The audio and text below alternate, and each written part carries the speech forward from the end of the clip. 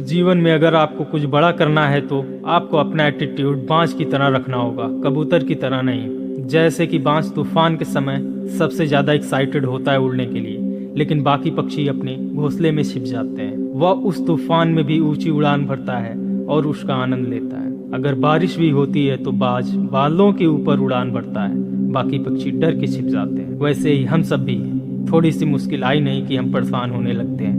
आगे बढ़ने के बजाय हम वहीं ठहर जाते हैं। दोस्तों, आप अपने आप को बांस की तरह बनाइए। प्रॉब्लम ओरिएंटेड माइंडसेट की जगह सॉल्यूशन ओरिएंटेड माइंडसेट डेवलप करिए। जिस तरह बांस अपने शिकार को बहुत दूर से ही देख लेता है और उसका निशाना अचूक होता है। बांस को अपना शिकार करने के लिए रास्ते में जितनी भी मुश्किलें आती हैं, वह उन सबको पार कर अपना शिकार करके ही दम लेता है। उसी तरह आप भी अपने लक्ष्य के प्रति सचेत रहें। चाहे जितनी भी मुश्किलें आपके सामने आए, आप डिगना नहीं और पूरे तन मन के साथ उसको प्राप्त करने के लिए जुट जाइए। जिस तरह से बाज हमेशा अकेले उड़ान भरना पसंद करता है और साथ में उड़ेगा भी तो सिर्फ बाज के साथ ही। वह छोटे पक्षियों के साथ नहीं उड़ता, क्योंकि छोटे पक्षी उस ऊंचाई तक नहीं उड़ सकते जहां तक बाज उड़ता है। तो इससे हमें यह सीख मिलती है कि हमेशा छोटी सोच वालों से दूर रहें, भले ही आपको अकेले रहना पड़े।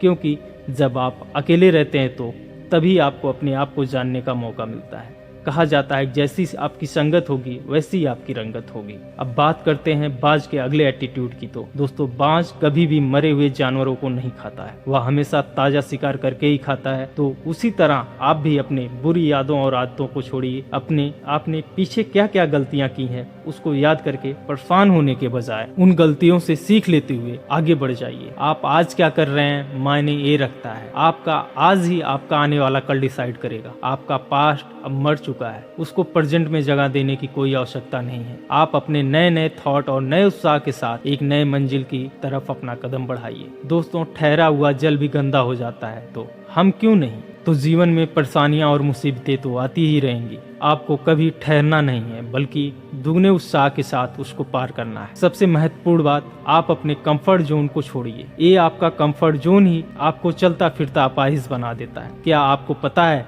बांस कभी भी अपने घोंसले में मुलायम घास नहीं रखता है, वह उनको बाहर फेंक देता है, क्योंकि उसको पता है कि उसके बच्चे इस मुलायम घास पर पलेंगे बढ़ेंगे तो वो नाजुक बन जाएंगे। अब आप ही सोचिए कि एक पक्षी जब इतना दूर तक सोच सकता है तो हम क्यों नहीं। तो आज ही आप भी अगर अपने कंफर्ट जोन में है तो उसको छोड़िए, क्योंकि दायरा कुत्तों का होता है, शेर का नहीं। तो दोस्तों, यह वीडियो आपको कैसा लगा कमेंट बॉक्स में जरूर बताएं और वीडियो को लाइक और चैनल को सब्सक्राइब करें। धन्यवाद।